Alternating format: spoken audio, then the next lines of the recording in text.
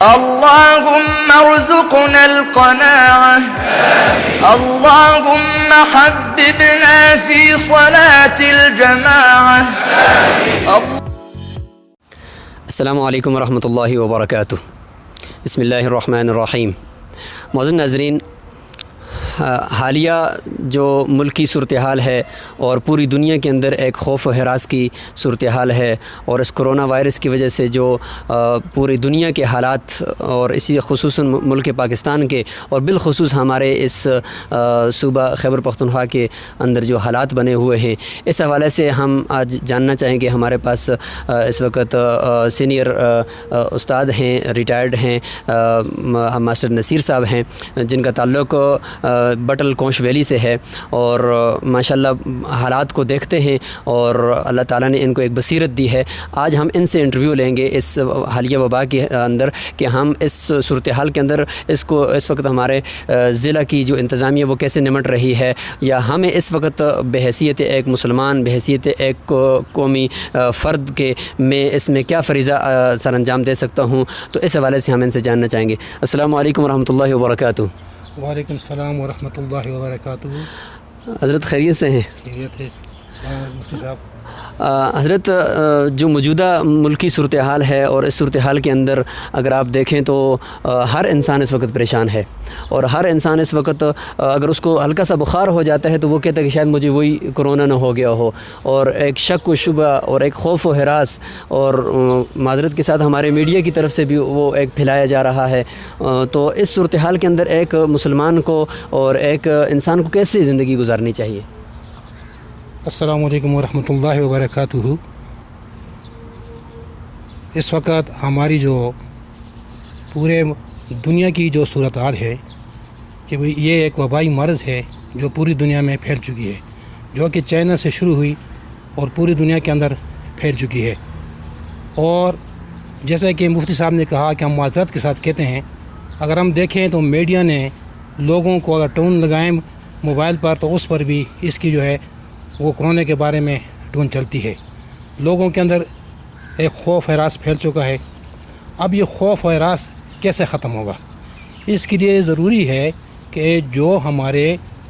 مدارس کے جو علماء کرام ہیں، مفتی صاحبان ہیں، جو لکھے پڑھے لوگ ہیں، تو ان کو چاہیے کہ وہ آئیں اور لوگوں کو اس کی جو احتیاطی تدابیر ہیں وہ بتائیں۔ اب احتیاطی تدابیر کیا ہیں؟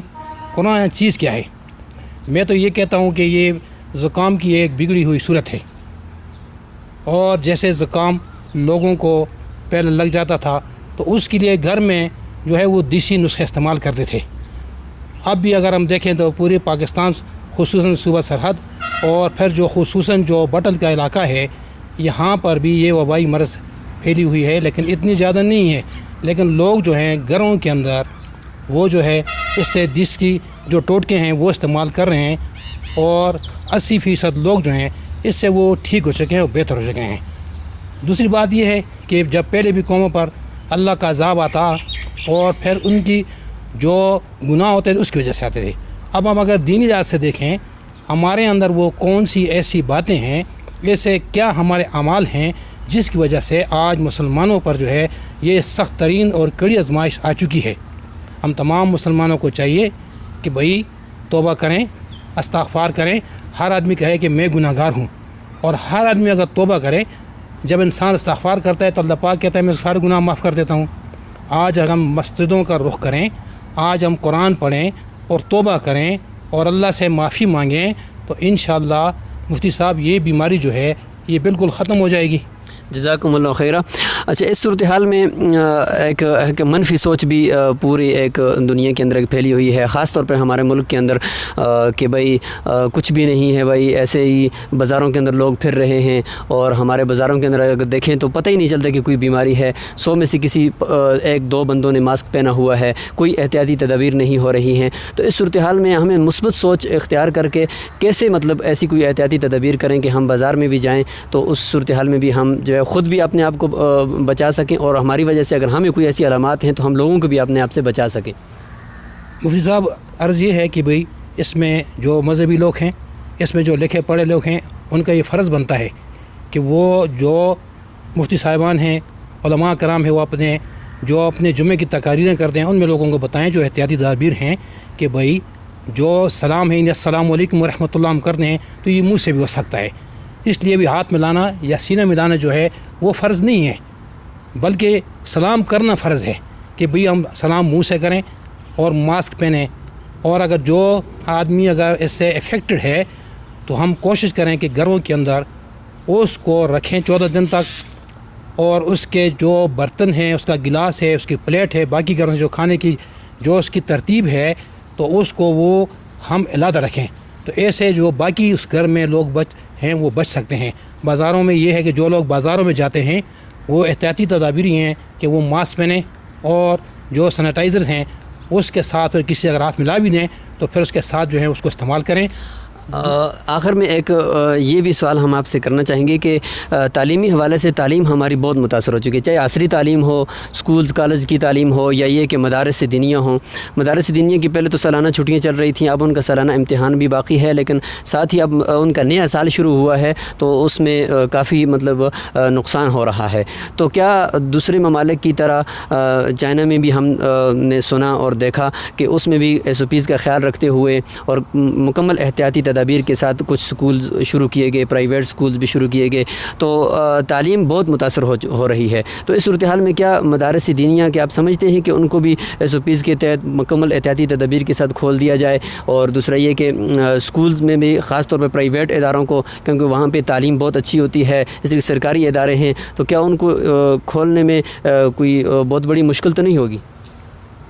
میں تو یہ سوچتا ہوں بحیثیت ہے ایک استاد کے کہ اس وقت ہماری جو تعلیم ہے وہ دینی ہے یا عسکری ہے، وہ بالکل جو ہے وہ اس وقت ہمارے طالب علم جب گھر میں 1 مہینہ رہ جاتا ہے تو مہینے کے بعد آتا ہے تو اس کی جو صورتحال ہوتی ہے وہ بہت مختلف ہوتی ہے، اور جب اسکول 6 مہینے 8 مہینے بند ہو جائیں تو اس کے بعد جب بچے آئیں گے تو ان کی کیا پوزیشن ہوگی۔ جس طریقے سے گاڑیوں کو چلا دیا گیا ہے، مارکیٹیں کھل چکی ہیں، اور اسی طریقے سے جو باقی دکاندار سبزی کی مارکیٹیں ہیں وہاں پر کتنی رش ہوتی ہے، اور اگر دینی مدارس کو کھول دیا جائے تو یہ طالب علم جو ہیں وہاں پر وہ قرآن کا درس لیں گے، وہاں پر تفسیر پڑھیں گے، اور دینی باتوں کے ساتھ سیکھنے کے ساتھ یہ دعائیں کریں گے، اور اللہ سے جو ہے وہ پوری قوم کے لیے استغفار کریں گے اور توبہ کی دعائیں کریں گے۔ تو میں تو کہتا ہوں کہ اسکول کھلنے چاہیے، اور اس طریقے سے تعلیمی مدارس بھی کھلنے چاہیے تاکہ طالب علموں کی جو تعلیم متاثر ہو چکی ہے آگے متاثر نہ ہو، اور اس طریقے سے جو ہے ان کے درمیان اگر فاصلہ رکھنا ہے جو رکھنا ہے، لیکن کم سے کم میں یہ کہتا ہوں کہ اس وقت ہماری معاشیت بھی ختم ہو چکی ہے، معاشیت تباہ ہو رہی ہے، ہمارے تعلیمی ادارے ہیں یا ہمارے جو مذہبی مساجد ہیں تو وہاں پر بھی جو ہے طالب علم جو ہیں وہ گھروں کو جا چکے ہیں۔ تو میں اس کے تھرو سے یہ ریکویسٹ کرتا ہوں، I request to all the authorized and that school should be open, masajid should be open, where the student will pray for this disease, how we expect from this disease. And so I think that if anyone who listen to me on through the YouTube, and they will accept my request. Thank you very much. Thank you very much. Assalamu alaikum wa rahmatullahi wa barakatuh.